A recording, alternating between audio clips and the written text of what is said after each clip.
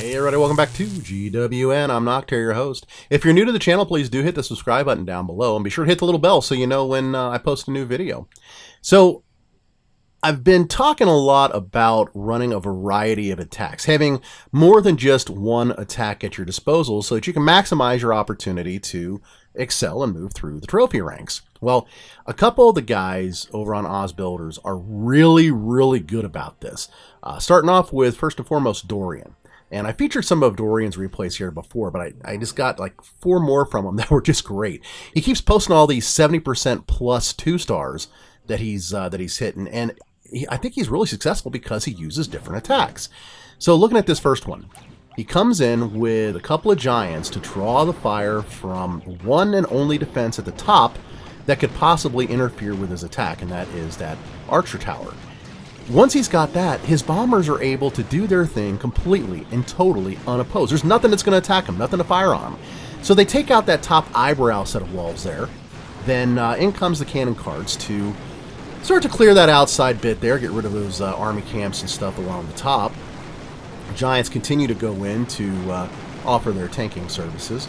And in no time at all, the bombers work their way to that next inner wall, and the entire center of the base is opened up and ready right for the picking. This is a very common way to run this attack, and it works really well. The reason why it works so well is because of the big open middle in the base.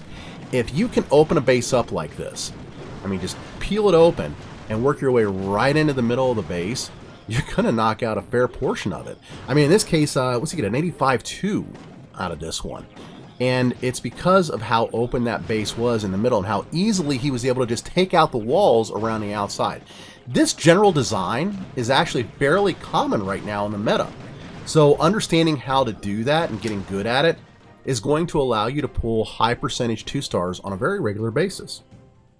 Moving on to this next one, also an over 70. This is a 77-2. It's a Sidewinder base.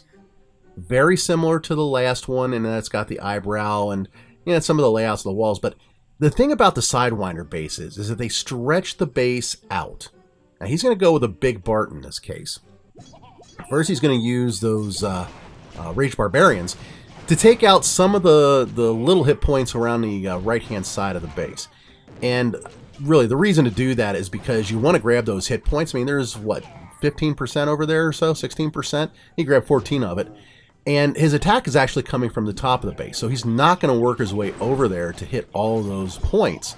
So having the volume of sneaky archers allows him to get in there and do that.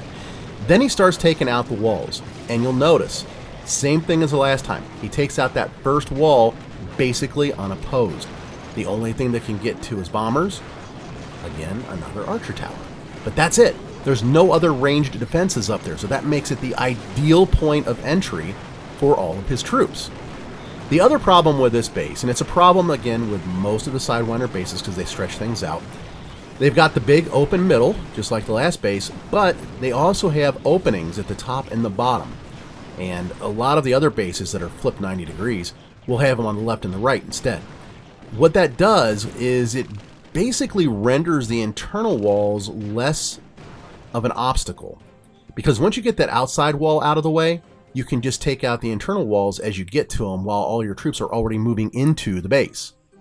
Now this one here, very similar, but he's going to go with a Jaibaka, which is one of Dorian's favorites, and that's where you just use a Super Pekka to go after that giant cannon up in the corner. Same basic thing. Boxer Giants come in and distract at the bottom. Bombers go in and start doing their thing, open up the base, open up the bottom corner of the base, and from that point, everything just kind of floods its way in through the bottom.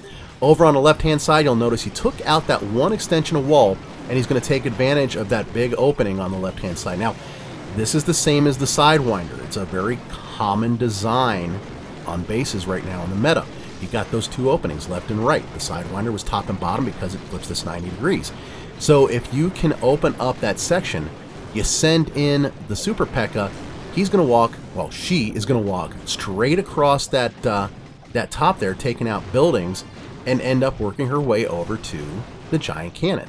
She'll distract it, she'll take it out, and then maybe even get up to the builder hall, which is almost always placed right up against the giant cannon, of course. I gotta say that the giant cannon really, I didn't expect this when it first came out, but it has probably become the most potent defense against ground attacks in the game. It really has. And the reason for that is because it hits so many things and takes them out with so much damage so quickly. I mean, the other stuff, they're typically point defenses. Even the splash defense doesn't do as much damage to a ground attack as that giant cannon can do, because it's got such range with that cannon firing all the way through. This next one here, also a Jaibaka, and yeah, you'll see what I'm talking about here in a minute. A little bit of snow falls on this one. I'll speed it up after we get through the main part of the attack. We're not going to watch a whole 3-minute long attack here.